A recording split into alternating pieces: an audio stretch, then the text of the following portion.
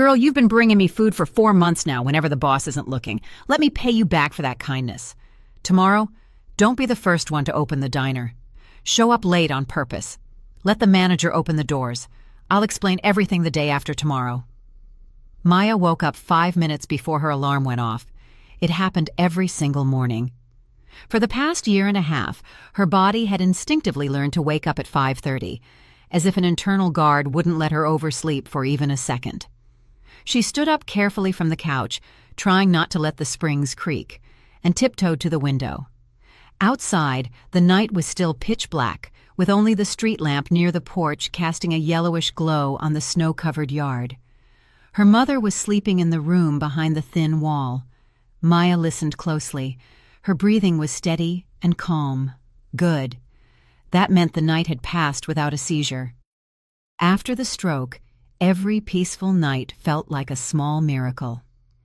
18 months ago, her mother, Mrs. Ruby Hawthorne, could still walk and talk clearly, even trying to help around the house. But a second stroke 3 months ago had left her bedridden. Now her left side was paralyzed, her speech was slurred, and Maya had become more than just a daughter. She was a caregiver, a nurse, and a provider. Maya washed her face with ice-cold water. The hot water had been shut off yesterday, and they promised it would be back by evening. She quickly pulled on black jeans and a white blouse, sliding her feet into worn-out sneakers. She caught her reflection in the hallway mirror, a pale face, dark circles under her eyes, her hair gathered into a messy ponytail.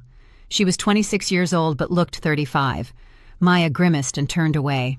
No time for vanity. There was only a bit of oatmeal and 2 eggs left in the fridge. She cooked the oats, left them in a bowl for her mom, and placed a note next to it. "Mama, heat this in the microwave. The pills are in the blue box. Take 2 after you eat. I'll be home at 3. Love you, Maya." Her mother couldn't always make out the letters. They often blurred or got tangled, but Maya wrote to her anyway, hoping today might be different. She threw on her old coat, wrapped a scarf around her neck, and stepped out. The elevator had been broken for 2 months, and they lived on the 4th floor, so she had to take the stairs. Outside, the Cleveland winter hit her hard. It was at least 5 degrees. The snow crunched under her feet, and the cold nipped at her nose. Maya quickened her pace. It was a 20-minute walk to the Rusty Spoon, the diner where she worked. She had to open it by 6 o'clock. The streets were empty, with only a few cars passing by, their headlights cutting through the darkness to reveal snowdrifts and bare trees. She walked the familiar route on autopilot, her mind elsewhere. She was thinking about how the boss promised her paycheck wouldn't come for another week, but her mother needed medicine tomorrow. It was a good thing she sometimes got tips. Yesterday, a man had left $5. It wasn't much, but it was something. The Rusty Spoon was located on the ground floor of an old brick building on the outskirts of the city. It used to be a regular storefront before the owner bought the adjacent space, tore down the walls, and turned it into a diner. It was spacious enough: 6 tables, a long bar counter, and a kitchen behind a partition. The interior was simple: wooden tables, checkered tablecloths, and framed photos of the city's skyline on the walls. Nothing fancy, but local folks from the nearby apartments kept the place busy. Maya pulled out her keys and opened the door. The air inside smelled like yesterday's gravy and something sweet, likely leftover cinnamon rolls. She flipped the switch and the room flooded with light. She hung her coat in the back room and tied on her apron. The work began immediately. Start the coffee machine, wipe the tables, set the chairs, and check the fridge. It was at least an hour of work before the 7 o'clock opening. As Maya was busy with the tables, someone tapped on the window. She jumped. Who would be here this early? She turned and saw a familiar figure. It was Silas Thorne, a homeless man who had been living in the nearby alley for the past few months. He was tall and hunched, wearing a tattered army jacket and a beanie that barely covered his graying hair. His face was weathered and red from the frost, but his eyes were sharp and clear, not bloodshot like many others on the street. There was something different about Silas, something attentive.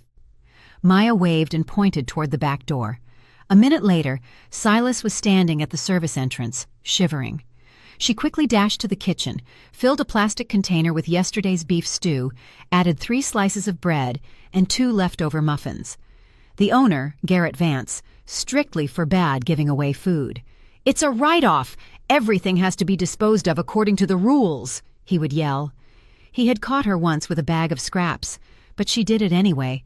She had been feeding Silas for 4 months, ever since she first saw him scavenging in the dumpster behind the diner.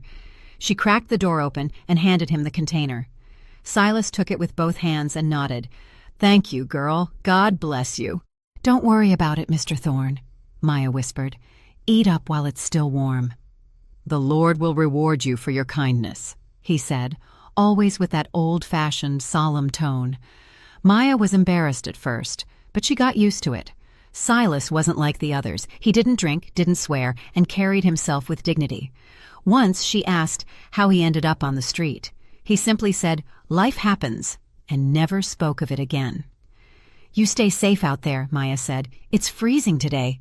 Maybe find a shelter?" "I'll find a spot, don't you worry. You take care of yourself. How's your mother?" "Same as always. She needs meds, but money is tight." Silas looked at her for a long moment, as if he wanted to say something more, but he remained silent.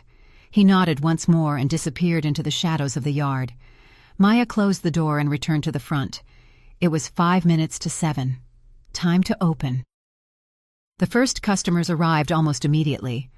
Old Mr. Henderson always wanted his black coffee and a bagel. Mrs. Gable from the next street over came in for a latte and a muffin. Then came the construction crew, 6 loud, hungry men. They ordered eggs, sausage, hash browns, and coffee. Maya was a whirlwind behind the counter. In the kitchen, Mama Louise was clattering with the pans. By 9 o'clock, the morning rush was in full swing. People were stopping in for breakfast on their way to work. The diner was nearly full. Maya was running orders, clearing dirty plates, and ringing up bills on an ancient cash register. Her hands moved on autopilot, but her brain was sluggish. She hadn't slept enough again. "Hey, waitress!" a man in a leather jacket barked. "This coffee is cold. What kind of service is this?" Maya walked over and looked at the cup.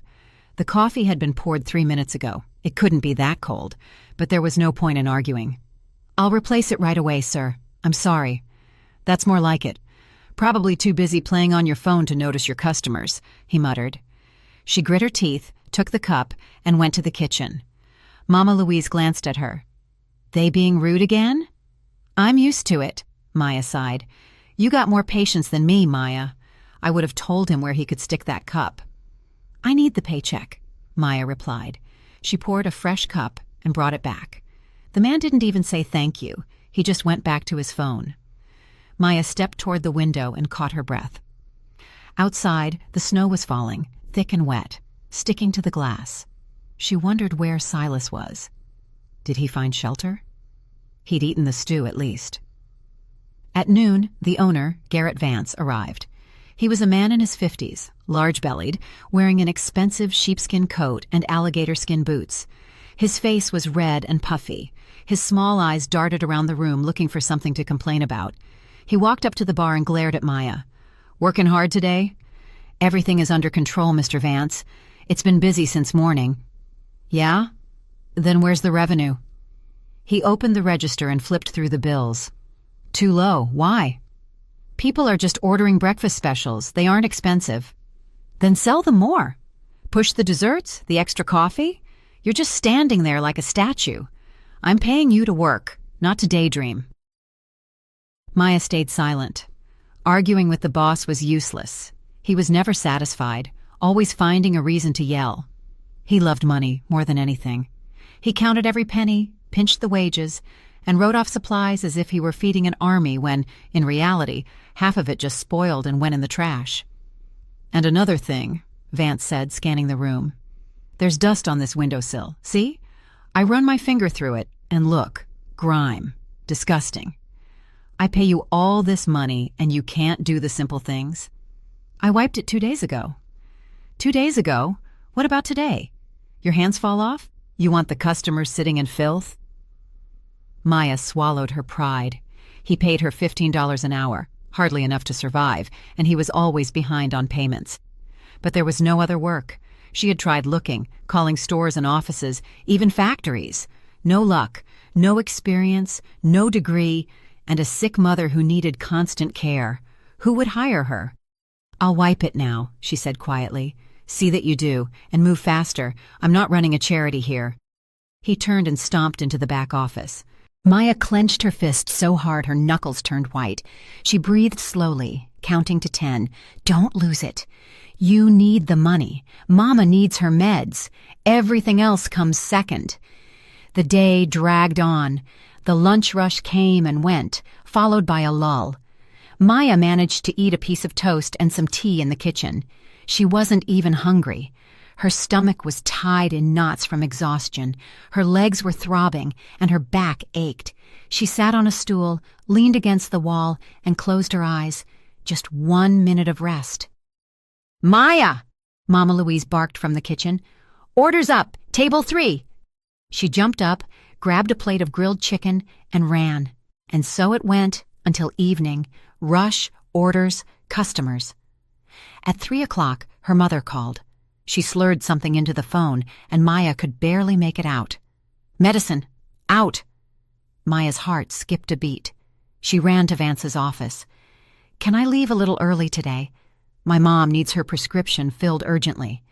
"Leave early? The shift is until 6. Who's going to cover for you?"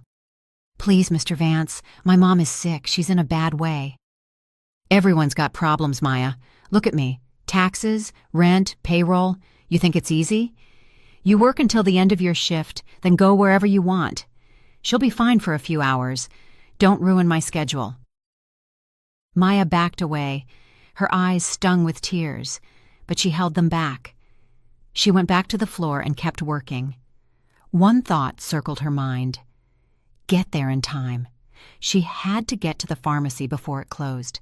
If she didn't, her mother would spend the night without her blood pressure meds, and that was dangerous.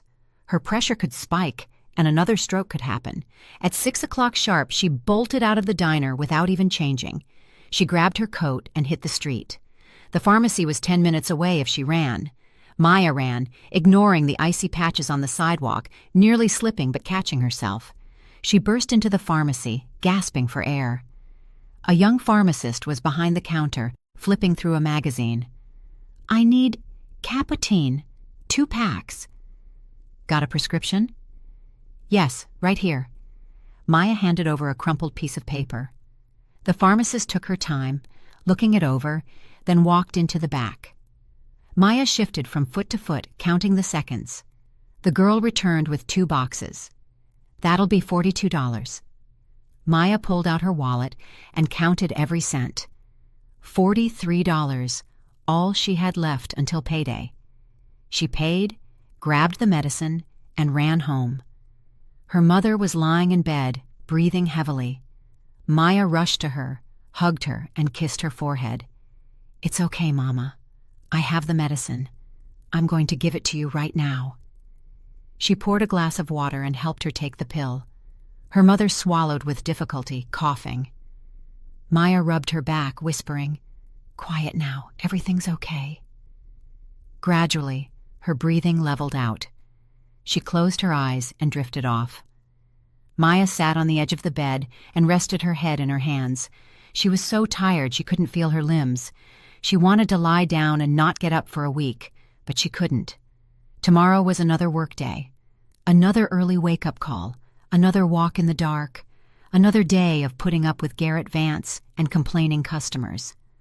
That evening, she heated up the leftover oatmeal and ate it without appetite. She cleaned the kitchen, helped her mom change, and settled her in for the night. Then she lay down on the couch, covering herself with an old quilt. She couldn't sleep. Her mind was racing. Money, medicine, work. How was she going to keep going? She thought of Silas. Strange old man. Homeless. But he had this inner strength. He never asked for anything.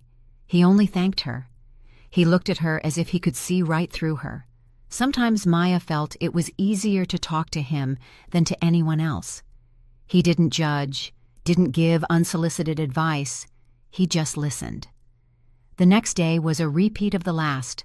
The early wake-up, the dark walk, the opening. Maya brought Silas food, beef stew and a cornbread muffin this time.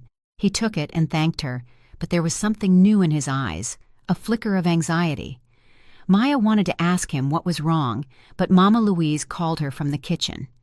That evening, as her shift ended, Maya looked out the window. Silas was standing by the dumpster, but he wasn't looking through it as usual. He was just staring at the diner. He watched it for a long time, then turned and walked away. It was strange. The days blurred together. Work, home, Mama. Work again. Maya was holding on by a thread. One day, she went down to the basement storage to get a bag of flour. The bags were stacked in the far corner on old wooden pallets. As she was dragging one out, she tripped and fell to her knees. It hurt like hell. She stood up, rubbing her leg, and noticed something behind the pallets. She moved one aside. Hidden there were 3 more bags, thick, blue, tightly sealed. Maya touched them. There was something powdery inside. Strange. She tried to untie the cord, but it was too tight. Whatever, she thought. Probably just extra supplies the boss is hoarding. She put the flour back, covered the blue bags with the pallets, and went upstairs. She didn't think much of it. That was a mistake. A few more days passed. Maya had almost forgotten about the bags. Her head was full of other problems. Her paycheck was late again. Vance just waved her off. Next week, next week. But Mama needed new meds. The doctor had prescribed heart supplements, and they were expensive. Maya counted every nickel, saving her tips, but it still wasn't enough. That evening, she stayed late. Mama Louise had left at 5, and Jordan, the manager, left at 6. Vance had stopped by briefly, grumbled about expenses, and sped off in his SUV. Maya was alone. She had to close out, wipe the tables, and mop the floors. She worked in silence, lost in thought. When she finished, it was almost 7 o'clock. Outside, the twilight had deepened, and the street lamps were glowing. Maya took off her apron, put on her coat, and packed some leftover rice and 2 cabbage pies for Silas. She went out through the back service entrance. Silas was sitting on an old crate by the dumpster, smoking a hand-rolled cigarette. He saw Maya and stood up. His face was grave, almost grim. He didn't smile like he usually did. He just nodded. "Here you go, Mr. Thorne," Maya said, handing him the container. "Still hot." "Thank you, girl." He took the food but didn't open it. He looked her straight in the eye. "Maya, I need to talk to you." She tensed up. She had never heard him use that tone before. Serious, almost professional. "Is something wrong?" Silas looked around as if checking for witnesses. He stepped closer and lowered his voice. "Listen to me carefully. Tomorrow morning, you are not to be the first one to open that diner. Do you hear me? Don't come in early. Show up late on purpose. Let someone else open the door." Maya blinked, confused. "What? Why?" "Don't ask me why right now. I'll explain everything the day after tomorrow, I promise. But tomorrow, do not be the one to open that door. It's important. Very important." There was such urgency in his voice that Maya felt a chill run down her spine. "Mr. Thorne, you're scaring me. What's going on?" "Do you trust me?" She thought about it for a second. It was a strange question. Did she trust a homeless man she'd known for 4 months? But something deep inside said yes, she did. She didn't know why, but she trusted him. "I trust you," she nodded. "Then do as I ask. Tomorrow, don't be the first one there. Be late. Make up an excuse. Tell them your alarm didn't go off, or your mother had a rough night. Any lie will do, but let someone else turn that key. Not you." Maya stared at him, trying to understand. Silas was more serious than she had ever seen him. In his eyes she saw fear, but also a fierce determination. "Okay," she said slowly. "I'll try to be late. But you promise to explain?" "I promise. I'll tell you everything the day after tomorrow." He turned and walked away toward the abandoned warehouse where he usually slept. Maya stood in the yard, clutching the keys to the diner. The cold was biting, but she didn't move. She wondered what that was about, why such a strange request, and why she suddenly felt so afraid. all the way home, she couldn't shake the feeling of dread. Something was wrong. She remembered how Silas had been watching the diner lately, and she remembered those blue bags in the basement. What was in them? Why had Vance been so nervous lately? He'd been coming in more often, checking things, whispering on the phone. At home, her mother was already asleep. Maya quietly undressed and lay on the couch, but sleep wouldn't come. She tossed and turned, listening to the sounds outside. Her mind was a mess. Silas's voice echoed, "Don't be the first one." Why? What could happen? She remembered his hands, strong, with thick fingers, working hands, and his posture. There was something military about it. His back was straight, his walk precise, despite his years on the street. Who was he? Where did he come from? Toward morning, she finally drifted off, only to be jolted awake by her alarm at 5:30. She got up, washed, and dressed. But as she was about to leave, she remembered Silas's words. She stood in the hallway, torn. On one hand, the mysterious request of an old man. On the other, her job. If she was late, Vance would throw a fit, maybe even fine her, and she desperately needed the money. But something inside whispered, "Listen to him. Trust him." Maya stood there for 2 minutes, then decisively took off her coat, lay back down on the couch, and set her alarm for 7 o'clock. She would be an hour late. Hours. Let Jordan open the place. She was the manager, and had the keys too. Maya closed her eyes, but she didn't sleep. She just lay there, counting the minutes. Her heart was pounding. Meanwhile, Silas hadn't slept for 2 nights. He was sitting in the basement of the abandoned warehouse, wrapped in an old blanket. A single candle flickered nearby. Silas watched the flame and thought. 2 nights ago, he couldn't sleep. His back was aching, and a cold was setting in. He was lying on his mattress when he heard a car door slam. Silas tensed up. No one came into this yard at 3 in the morning.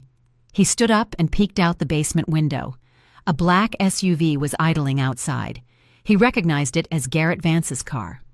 3 men got out.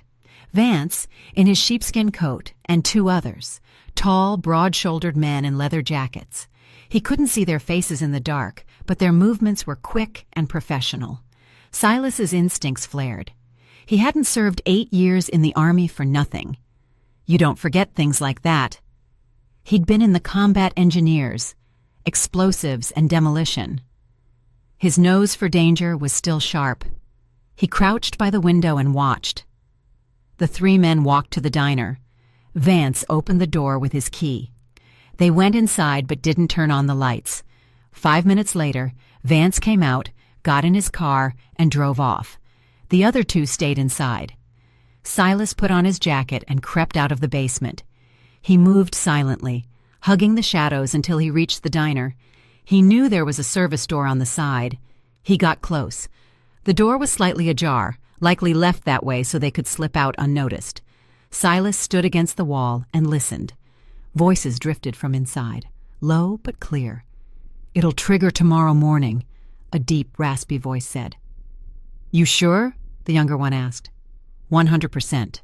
The device is under the threshold. Opening the front door sets it off. It won't be a massive blast, but it'll be enough. The gas main is right there. They'll write it off as a leak, and the waitress is always the first one here. Every day at 6 o'clock she opens it alone. Vance checked. The younger man chuckled. "Kind of a shame. She's young." "Don't be stupid," the raspy voice replied. She stumbled onto the stash in the basement. Vance saw her poking around. "Sooner or later, she'll figure it out and talk. We don't need witnesses. This is the cleanest way. An explosion means an accident. The cops will poke around, find nothing, and close the file. We'll move the product before the real investigation starts. Clean and simple." Silas felt a chill that had nothing to do with the winter air. They were going to kill Maya. The girl who had fed him for 4 months without asking for a thing. The kind, struggling girl with the sick mother. He backed away from the door, his heart hammering in his chest. He had to do something. But if he went to the cops, who would believe a homeless vet? They'd think he was crazy, or worse, involved. He went back to his basement and sat on his mattress, thinking. He remembered everything he knew about military tactics, about explosives, about how these devices worked. He was a sapper, a good one. He'd cleared mines and IEDs in the Gulf. His hands remembered. His head remembered. A plan formed by morning. He would wait for those two to leave. Then he would warn Maya to stay away, and he would call the police anonymously. He'd tell them there was a bomb in the diner. The bomb squad would come, disarm it, and let the detectives handle the rest. But he had to be careful. If those two saw him, they'd kill him without a second thought. Around 5 a.m, the men left the diner. Silas watched from his window. They closed the service door, got into an unmarked black car, and drove away. Silas waited another 30 minutes, then went out. He checked the front door from the outside. Nothing visible. The device was definitely under the threshold inside. Clever. He went back to the warehouse and pulled out an old cell phone he hadn't used in years. He'd bought it 3 years ago when he still had a little money.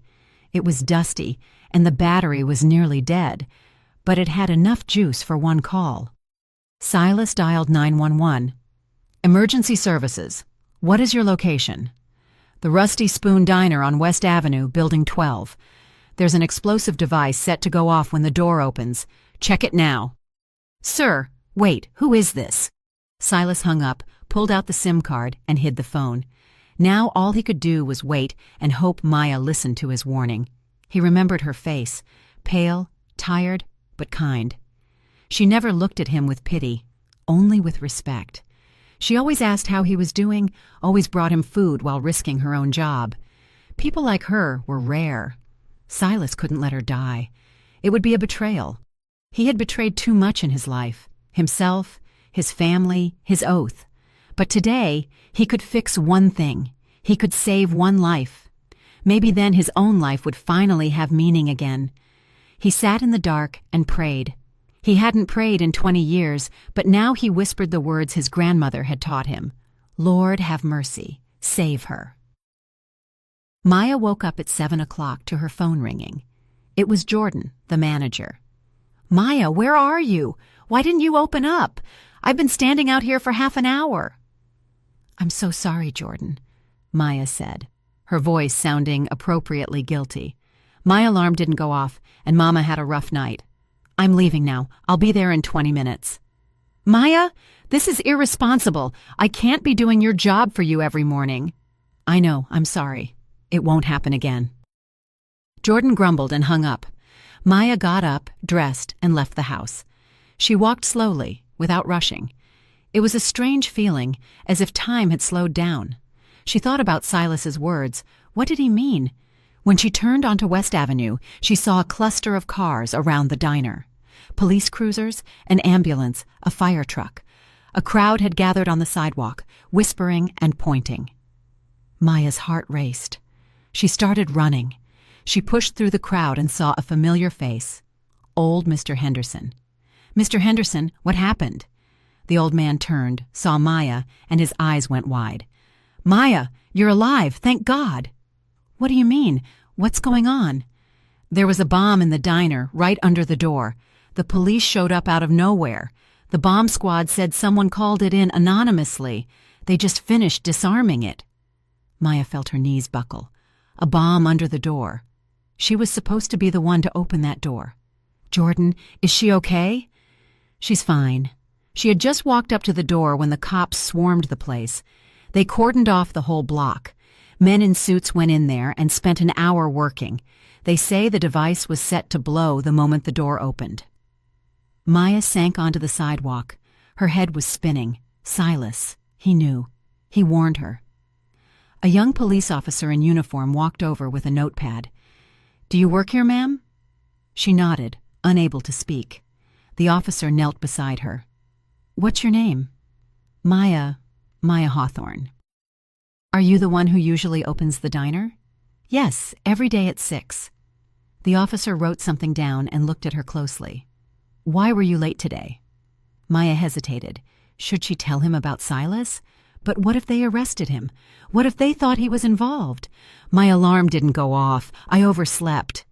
The officer narrowed his eyes, clearly skeptical. But he didn't press her. He wrote some more. "You're lucky. If you'd been on time and turned that key, you'd be in the back of that ambulance right now. Or worse. You're lucky as hell, Maya." Maya covered her face with her hands. Tears started flowing, from fear, from relief, from everything. The officer awkwardly patted her shoulder. "It's okay. You're alive. That's what matters."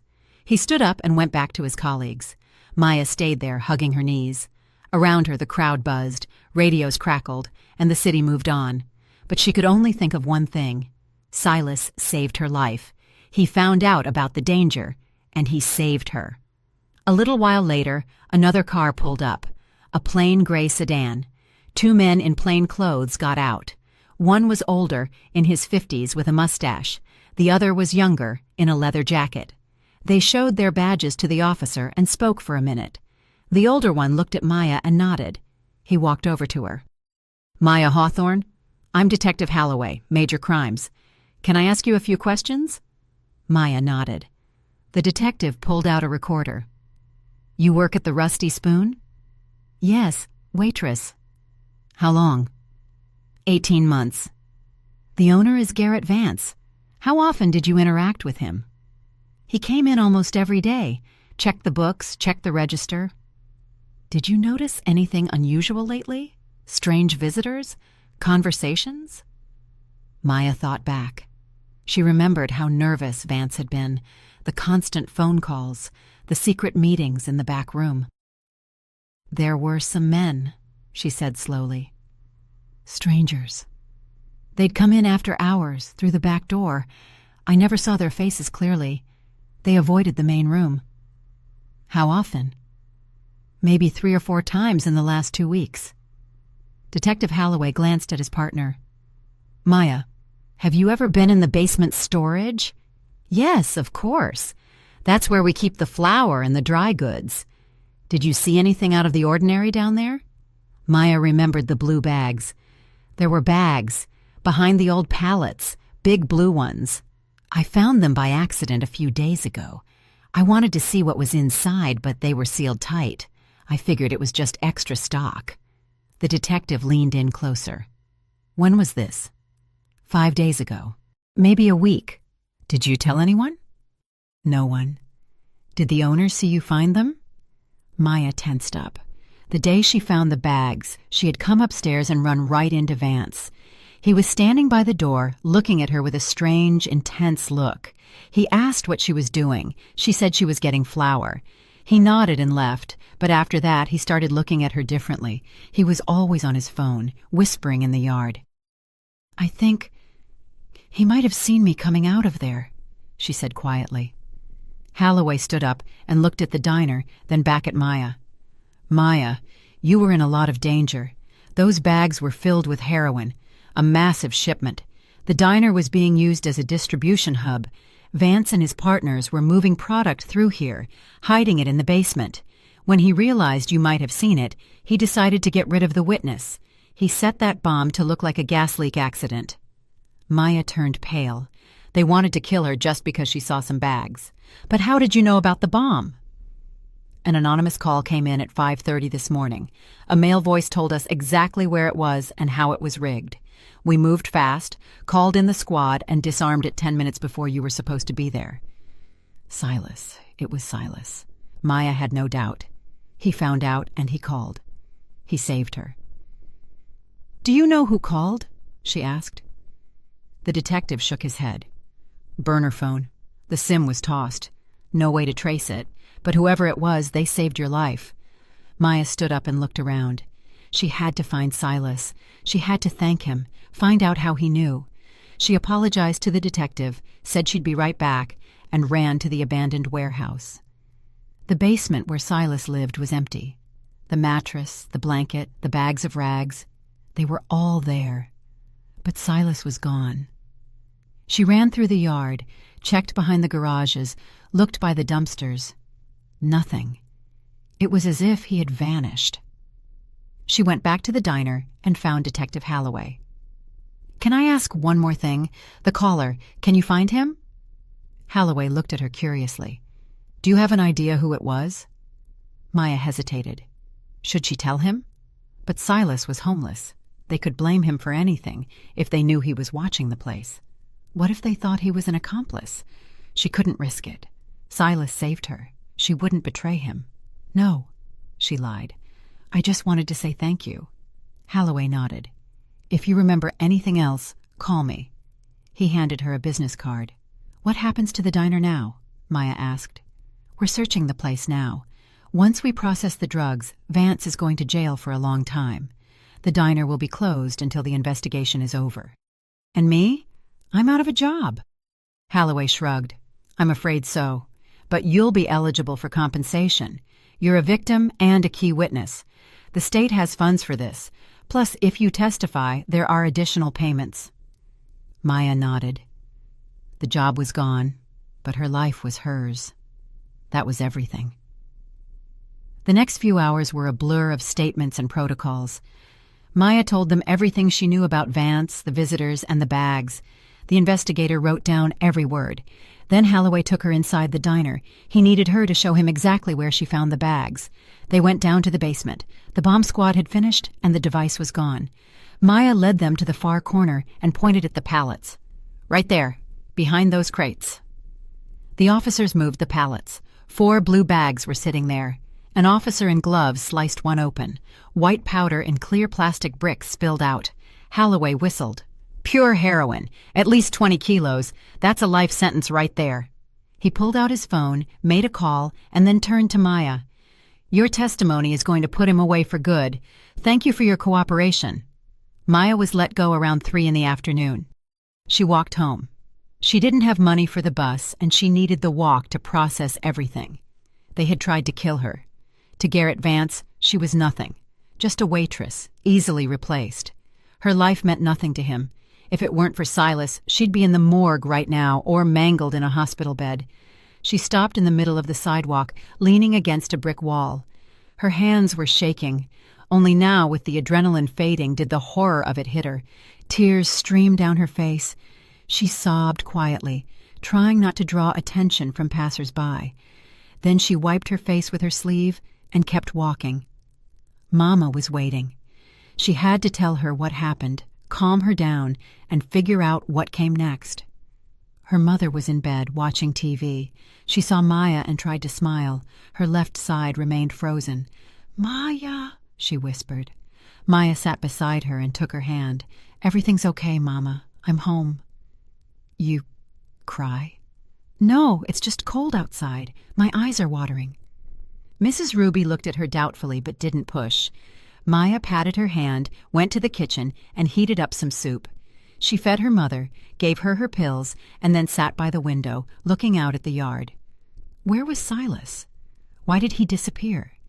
Maybe he was afraid the police would find him and ask questions, or maybe he just felt his job was done. She remembered his face when he warned her, serious, even stern. His eyes were clear and sober, not the eyes of an addict, but the eyes of a soldier. Yes, that was it. A soldier. She realized then that Silas wasn't just some guy on the street. He had a story.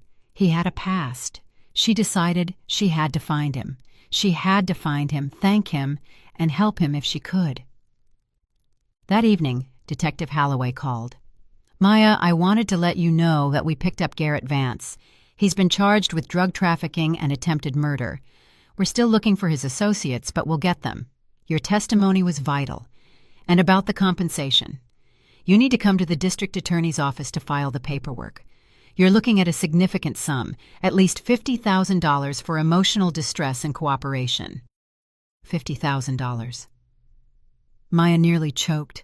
That was a fortune to her. With that money, she could buy her mother's medicine for years, pay off their debts, and even save for the future. "Thank you," she whispered. "Don't thank me. You earned it." Maya hung up and sat on the couch. Her head was spinning. This morning she almost died. This afternoon she learned she was targeted for murder. And tonight she learned she was getting money that would solve almost all her problems. And it was all thanks to Silas, the man she couldn't find. The following days were busy. Maya went to offices, signed papers, and gave more statements. The investigation was moving fast. Vance was in custody, and the 2 men who rigged the bomb were caught shortly after. The whole ring was dismantled. They had been using the diner as a hub for 2 years. Maya learned that the anonymous call really did save her. The experts confirmed that the bomb was rigged to the door handle. The moment she had turned the key and pulled, it would have detonated. The blast would have been fatal. Every evening, Maya went back to that alley, checking the basement, but Silas never returned. His things were gone, the mattress, the blankets. It was like he never existed. She asked around, but no one knew where he went. She had almost given up hope when, 2 weeks later, she was walking past a bus stop and saw a familiar figure. Tall, gray-haired, wearing that same ragged jacket. Silas was sitting on the bench, staring into the distance. Maya ran to him and stopped right in front of him. He looked up, and a flash of surprise crossed his face, followed by a warm, genuine smile. "Girl," he said softly. "Mr. Thorne?" Maya was nearly crying with relief. "Where have you been? I've been looking everywhere for you. You saved my life." He stood up and put a hand on her shoulder. "Easy now. Everything's all right. You're alive. That's what matters." "How did you know about the bomb?" Silas sighed and looked around, then patted the bench. "Sit down. I'll tell you." They sat together. Silas spoke slowly, choosing his words with care. "I saw them rigging it. I heard them talking. I knew they were going to kill you. I called the cops, then I left. I didn't want them questioning me. No one trusts a man on the street. They might have thought I was in on it." "But why did you come back?" "I wanted to make sure you were okay, that it was over." Maya looked at him, at the deep wrinkles on his weathered face, his tired but intelligent eyes. She knew she had to know the truth. "Mr. Thorne, who are you? How did you know how to spot something like that? A regular person wouldn't have known." He was silent for a long time. Then quietly, "I was a combat engineer, 8 years in the Army, 2 tours in the Gulf. I cleared mines, IEDs, you name it. That's how I knew." "And how did you end up here?" Silas's jaw tightened. He was silent again, but then the words started pouring out. "My wife died. Cancer. I was deployed, and I didn't get to say goodbye. I started drinking, got discharged. My son turned his back on me, said I was a disgrace. I lost the house, drank through the savings. Woke up at a Greyhound station with nothing. Been out here 4 years. Maya took his hand, old, calloused, and trembling. "You saved my life, Mr. Thorne. I am so grateful to you. I'm going to help you, I promise." He looked at her, surprised. "Help me? How?" "I don't know yet, but I'll find a way." 3 days later, Maya met with Detective Halloway again. When the formalities were over, she gathered her courage. "Detective, if someone helps solve a crime, can they get help from the state?" Halloway raised an eyebrow. "Depends on the situation. Who are we talking about?" Maya hesitated, then went for it. "The anonymous caller. The one who saved me. I know who he is." Halloway sat up straight. "Who?" "His name is Silas Thorne. He's a veteran, a combat engineer. He was living in the alley near the diner. He saw everything and called it in. He's the reason I'm standing here." Halloway frowned. "A veteran. That changes things. If he really helped break the case, we can get him a reward from the department. Plus, if he's a vet, there are programs, rehab, housing. I need to check his records." Maya felt a surge of hope. "Can you really help him?" "If he gives a formal statement and confirms his role, yes. Bring him in. We'll talk." Maya left the station and immediately called the number Silas had finally given her. "Mr. Thorne, it's Maya. I need to see you. It's important." He was hesitant. "I don't want trouble with the law, Maya." "Please, Mr. Thorne. You saved my life. Let me do this for you. The detective promised to help. You could have a chance at a new life." There was a long silence, then a heavy sigh. "All right, I'll come." They met an hour later at the station. Silas was in the same jacket, but he'd tried to clean up, shaved and combed his hair. Maya took his arm and led him inside. Detective Holloway met them in his office. He looked Silas over and nodded. "Take a seat. Full name?" "Silas Thorne, born 1962. Holloway took down the details, then looked up. "Maya tells me you warned her and called the tip in. Tell me exactly what happened that night." Silas spoke slowly, giving every detail. He described the SUV, the men, the conversation he overheard. He explained why he knew it was an explosive and why he called. Holloway listened intently, taking notes. When Silas finished, the detective asked, "You have your discharge papers?" Silas shook his head. "Lost them years ago. Lost everything." Holloway made a call, spoke to someone for a few minutes, gave Silas's social security number, and hung up. He looked at Silas. "We'll verify through the VA. If it checks out, we'll get your papers replaced. In the meantime, we need your official statement on the record." Silas gave his statement and signed the papers. Holloway shook his hand. "Thank you for the tip. Without that call, this girl would be dead. You're a hero." Silas looked away, embarrassed. "I just did what I had to do. Regardless, the department will reward you. There's a fund for this, at least $10,000. And since you're a veteran, I can get you into a transitional housing program and eventually a permanent VA residence. You'll have a roof, food, and medical care." Silas looked up. For the first time, hope flickered in his eyes. "Really?" "Give me a week. I'll get the paperwork in order."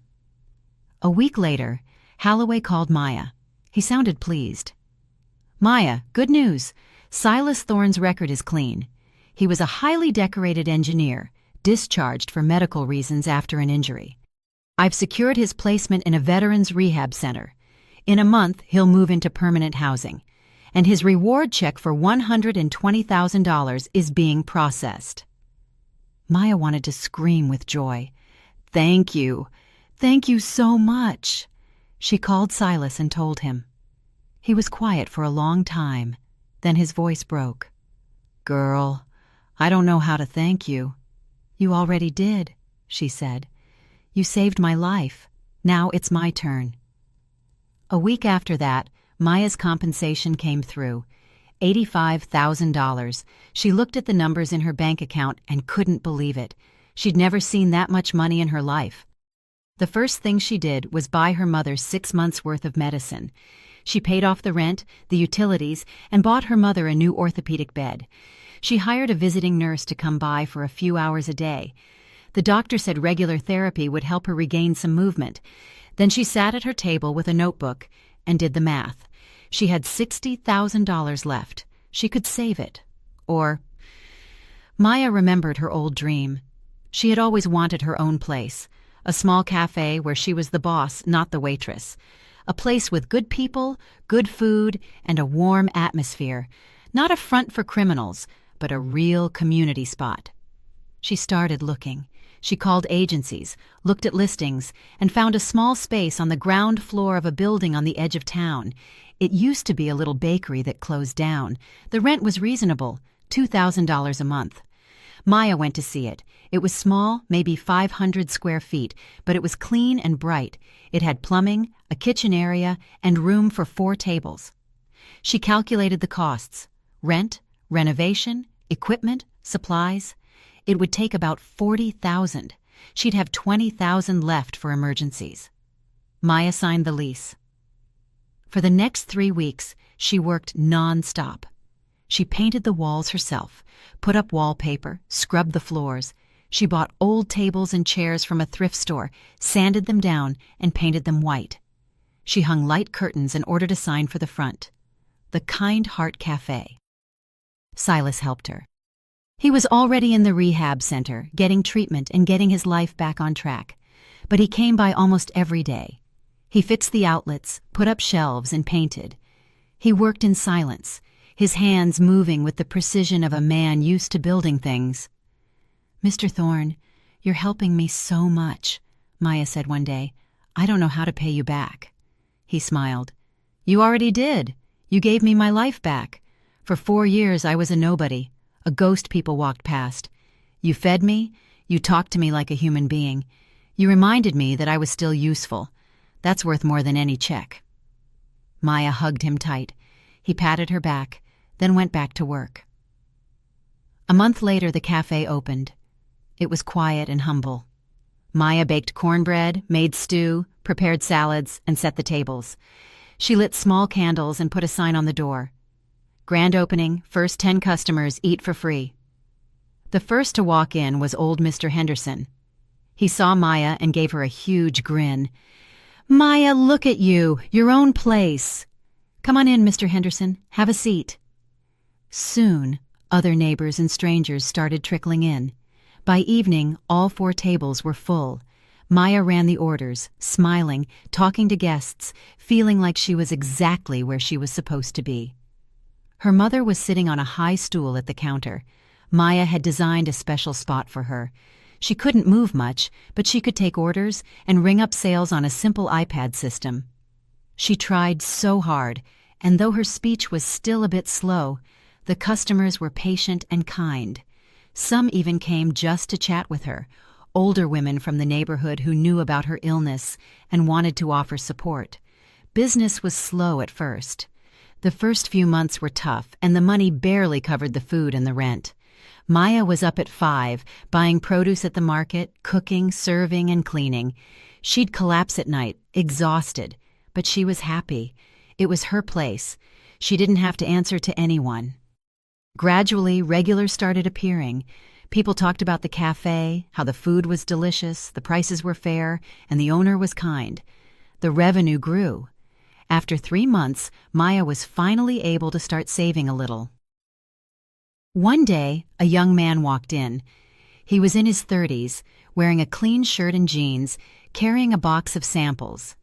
He introduced himself as Elias Penrose, a local produce supplier. "I can offer you top-quality fruits and vegetables at a fair price," he said. Maya looked at the samples. The tomatoes were deep red and ripe. The cucumbers were crisp, the apples fragrant and clear. "Where's this from?" "Local farms. I go out and pick them myself. No chemicals, all natural." "And the prices?" Elias told her. Maya did the math. It was cheaper than the market, and the quality was far better. "All right, let's give it a try." That was the start of their partnership. Elias brought fresh produce twice a week. Maya was impressed. They started talking more. Elias was an interesting man. He talked about the farmers he worked with and his dreams for his business. He had a small outfit, 2 trucks and a few contracts with local eateries, but he wanted to expand, to open a chain of eco-friendly markets. Maya listened and asked questions. She liked the way he talked, with passion, with fire in his eyes. He wasn't just in it for the money. He believed in what he was doing, just like she did. One day, Elias stayed a bit longer. He helped her unload the crates, then sat at a table. "Can I get a coffee?" "Of course." Maya poured him a cup and set it down. "You want to sit for a minute?" She hesitated. She had a lot of work, but something told her to sit. Elias took a sip and looked at her. "Always wanted your own place?" "Always. But I didn't think it would happen." "How did it happen?" Maya told him the story, short but honest. The job advances, the bomb, Silas, the compensation. Elias listened intently, never interrupting. "You're strong," he said when she finished. "Not many people could have handled all that." "I didn't have a choice. I had to survive." Surviving is one thing. Building something of your own out of nothing is another. You're incredible, Maya. Maya blushed. It had been a long time since anyone had complimented her like that. Elias finished his coffee and stood up. "I have to go, but can I stop by again? Not for business, just to talk?" "Of course," Maya smiled. From that day on, Elias came by more often. Sometimes in the morning before his rounds, sometimes in the evening when her shift ended. They drank coffee and talked about life, plans, and dreams. Maya talked about her mother and the struggles of running the cafe. Elias shared his own stresses. Business wasn't always easy. There were debts and supplier issues. Gradually, a bond formed, not romantic at first, just a deep human connection. They understood each other. One day, Elias arrived with a bouquet of daisies, simple wild ones. He handed them to Maya. "This is for being you." Maya took the flowers and held them close. Tears pricked her eyes. "Thank you, Elias." "Maya, I want to say, I like being around you. You're special. You're kind, you're strong, you're real. I haven't met anyone like you in a long time." She looked at him and saw the sincerity in his eyes. She realized she liked him too, very much. "I like being with you too." That was the beginning of their story. They didn't rush. They built their relationship slowly. They walked in the evenings after the cafe closed, went to the movies, and spent time in the park. Elias met Maya's mother, and she took to him immediately.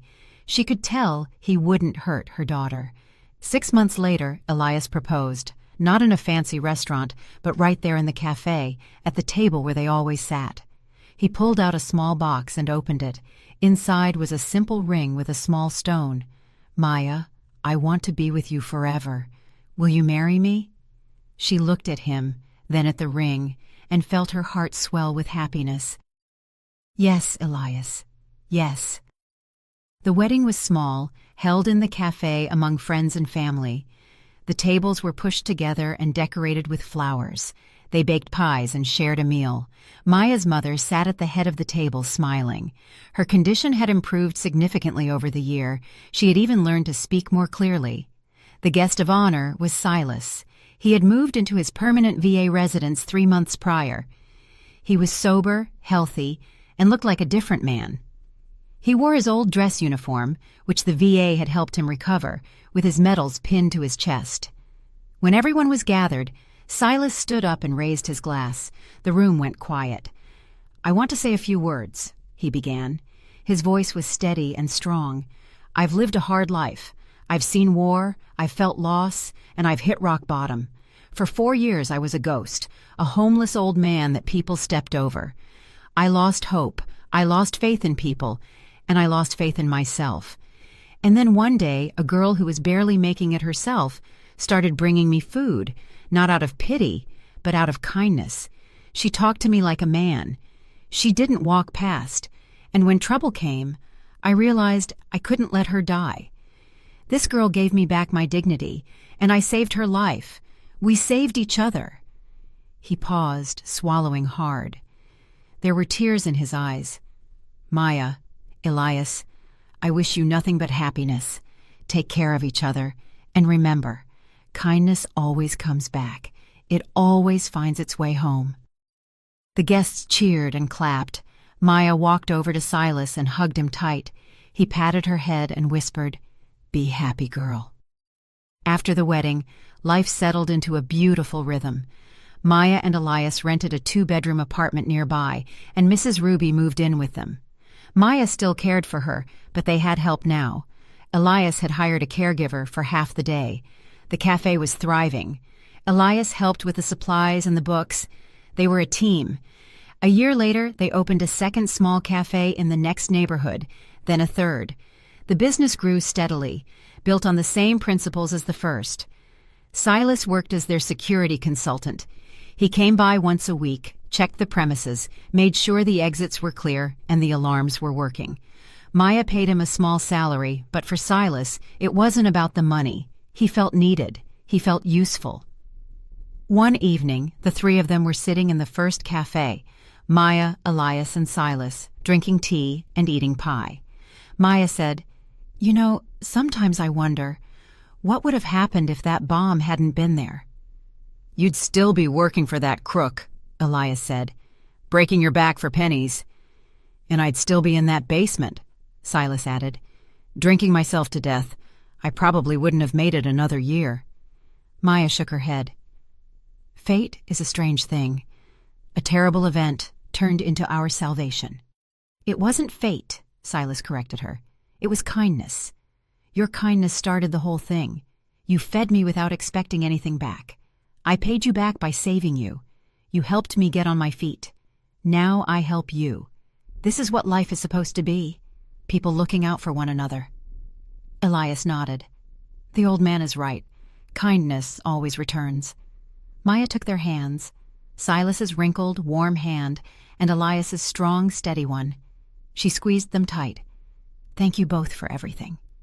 They sat together, talking about the future. Outside, the snow was falling, quiet and soft. Somewhere out there, the city was moving, busy, harsh, and sometimes unfair. But here, inside the kind heart, there was only warmth, comfort, and love. Maya looked at the two most important men in her life, the old man who had become like a father, and the husband she was building a future with. She realized that life is hard, but it is beautiful because there is room for good, and that good, once planted, will always grow and return 100-fold. 2 years later, Maya and Elias had a daughter. They named her Hope. They asked Silas to be her godfather. The old man cried when they told him. "Me? But I'm just—" "You're our savior," Maya said firmly, "and our friend. No one else could do it." At the baptism, Silas held little Hope in his arms, looking at her with such tenderness that it took Maya's breath away. The old warrior who had seen war and lost everything had finally found a family again. Maybe not by blood, but definitely by heart. And the Kind Heart Cafe kept running. People came in, tired, cold, and lonely, and they left warmed, fed, and with a little more faith that there was still goodness in the world. On the wall hung a small plaque that Maya had put up on the very first day. "Kindness, once sown, will always return," and it was the absolute truth. If you liked my story and want to hear more, go ahead and subscribe to my channel. If you'd like to support me, you can do it through Super Thanks. It would mean a lot. In the comments, tell me which city you're watching from and what time it is, so I can see how far my story reaches. I've added 2 more life stories on the screen just for you. Click one now and let's keep spending time together. Much love. See you soon.